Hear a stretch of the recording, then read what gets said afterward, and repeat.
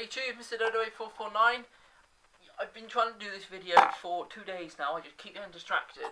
But this is part 2 to the update. Part 1, there's a link on the screen now if you haven't watched it. The update was about scenery and stuff which I've done. Part 2 is a little bit different. And in my opinion, a lot more interesting because I have expanded my layout.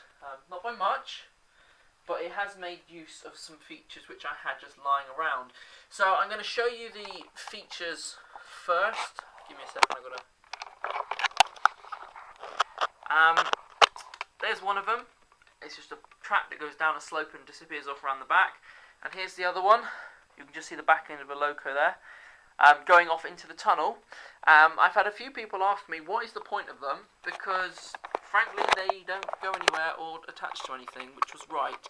The point of them was, originally my first design of layout, I had, so I get the camera back, I had designed it so that the track went underneath where the camera's sitting, on the country station side of the layout.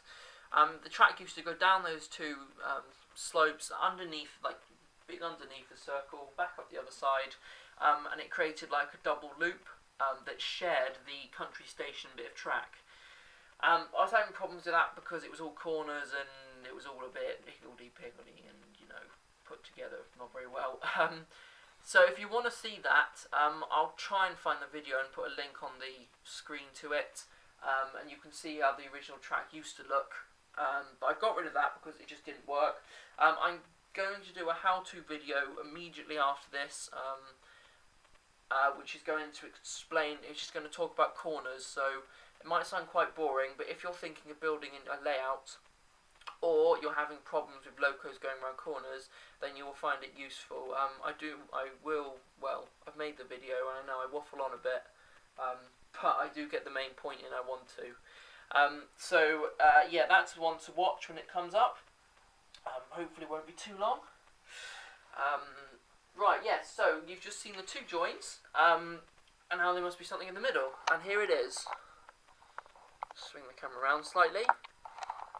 You can see it comes out of the tunnel here. You can just see my arm. It comes out of the tunnel over here.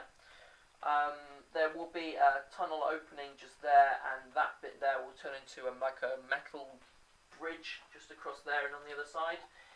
Then like a tunnel opening underneath, and it will come out from under there, obviously hits the point, then goes off in a straight line until it joins up with the other helix.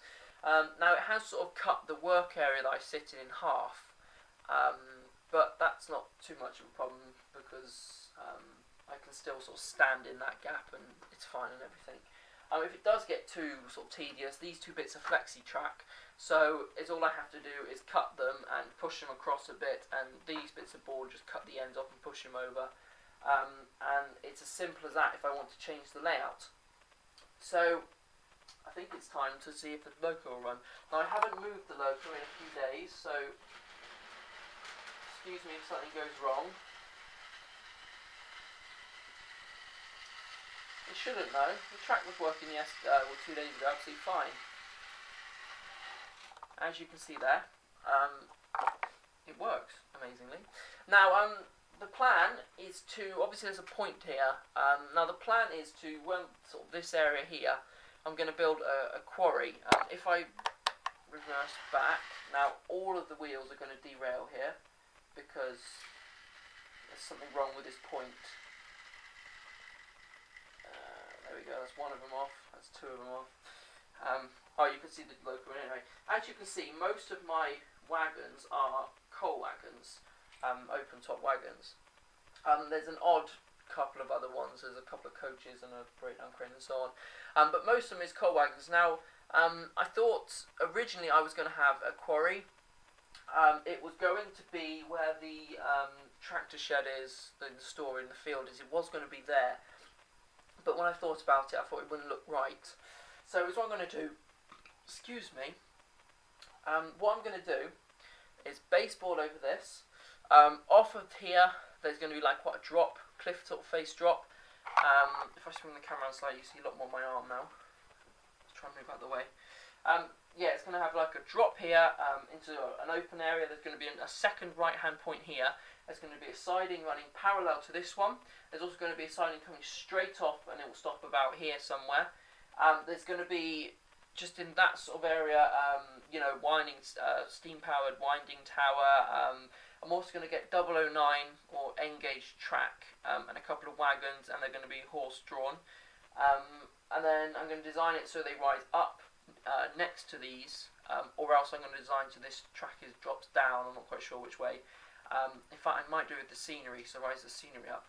But what I'm going to do is design it so whatever happens, it comes up level, and then the wagons just tip over the edge into the into the coal wagons is how it's going to work. And it's quite simply just going to be it's going to be about 2 foot of track, and it will just run forward and backwards from the wherever it gets filled up, the winding house towards the towards the wagons. So it's going to be quite simple like that. It's going to be obviously a coal mine, so there's going to be a lot of black everywhere, a lot of dirt and stuff all over the track. So the way I'm going to do that is this here track baseboard on this side of the point is going to have static grass and obviously ballast in there, and the further towards the point it gets, the blacker the grass gets, until by the time you hit the point it's almost just black. And the way I'm going to do that is I'm going to put static grass down. While the glue is wet, I'm going to sprinkle over it some, shake over it some coal dust that I've got in a bag somewhere. I can't find it at the moment. And then, so that is going to make you look quite dirty around this sort of area. I'm not going to go wild. It's just going to be sort of the closest bit to the track and the ballast, which I think will look quite good. Then the siding is going to be quite clear. But what I would like to do on this bit of track board here,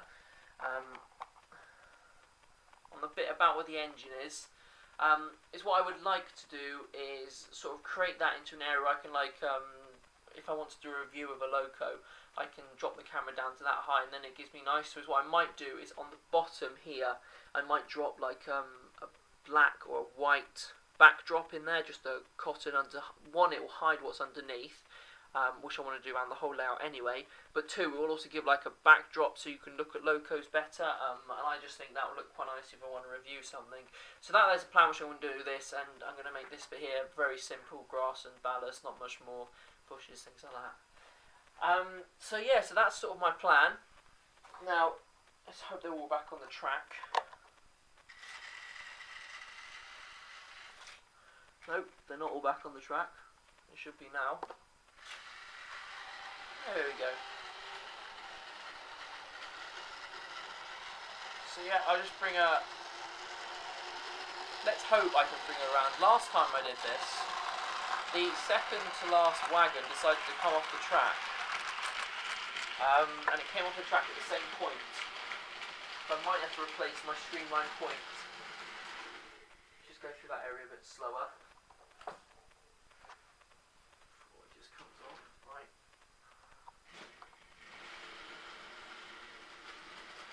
Alright, we're through this time, that's good.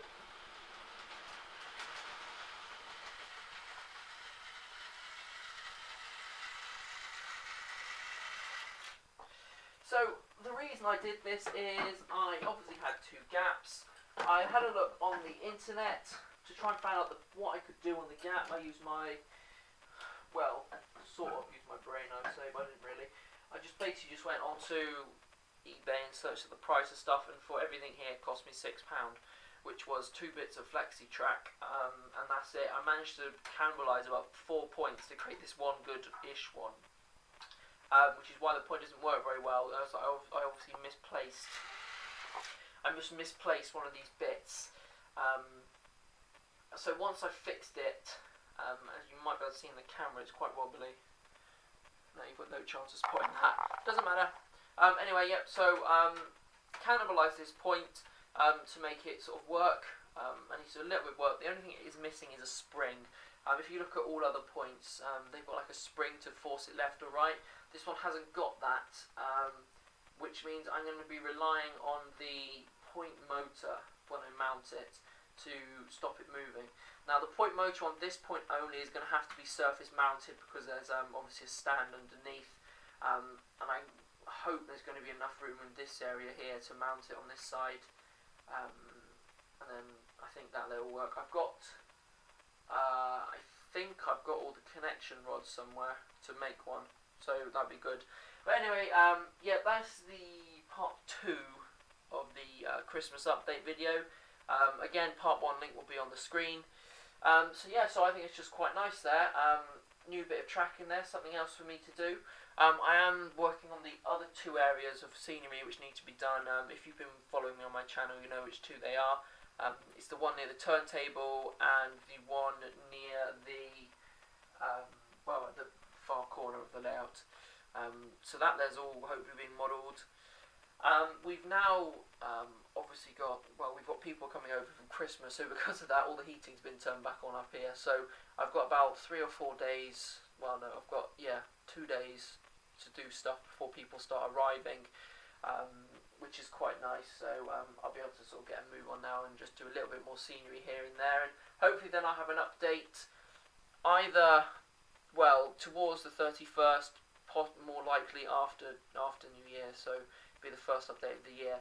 I've got a couple of Christmassy videos which will be uploaded in the next few days, obviously Christmas and so on. I'm trying to buy a new loco. When I say trying, I've got to sell my diesel one first, and that college you can see just there, but I'll tell you more about that when I buy the new loco. So once those 2 are gone, then I'll have enough money to buy the new one. It's going to be brand new. It's going to be on Bachmann, so there's a little hint for you. I've also got my local model railway exhibition thingy in the village hall. I'm not part of a club or anything, it's just they come to the village hall.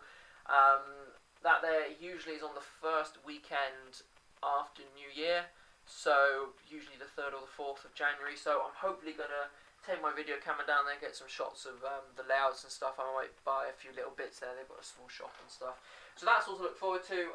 Again, Christmassy updates. I'm going to put out, hopefully, I'm going to put out part 1 and part 2 video tonight. I'll be uploading I'll be uploading the corners how-to video at the same time and uploading that tomorrow. I'm putting that live tomorrow morning.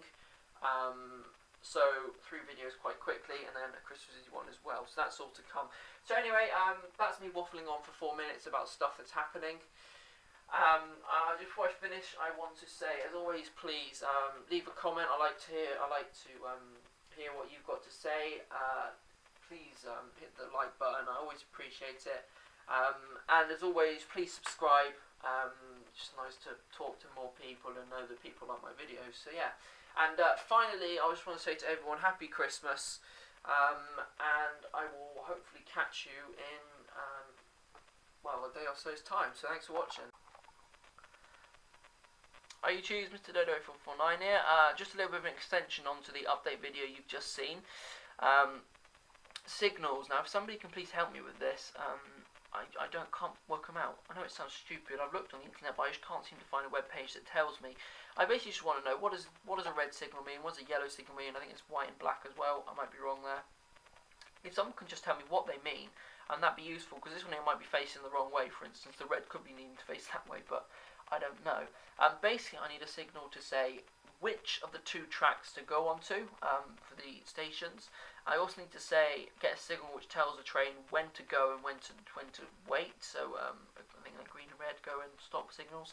But I'm not too sure what they look like. I also could do, I don't know if I need them here, I also could do some with just sidings, just a signal to say when you can pull out of a siding and so on like that. But I don't think I will, because there's a signal box and stuff, so I think that'll be good. So if somebody can just help me with these, that'd be very useful. Just a few other announcements I forgot to mention at the end of the video. BBC iPlayer are currently doing a series called The Golden Age of Steam. So if you want to go and check that out, it's quite good. They did one. The first one was on narrow gauge in the north of Wales. The next one's called Branching Out. I haven't watched it yet. I'm watching it in a minute or so. So that's the next thing. The next thing to say is I've got a Facebook page now, Mr. Dodo8449. If you search for and just click like. I'm going to be adding, photos, videos of the layout, maybe a couple of hints of videos coming up. I'll tell you when I'm uploading new videos. I might even tell you when you're able to chat with me, and so on and things like that. So Yes, I think that is it. There's one other thing which, no, I'll do that in the next part. This is the part 1. Part 2 will be uploaded in a minute. I'm actually going to start making in a minute. It's a second part to the Christmas update, which I think will be quite good. So, thanks for watching. Please leave a comment. Always appreciate it. Maybe a happy Christmas. I'm gonna be sending ones back. And as always, please hit the like button and subscribe. So thanks for watching.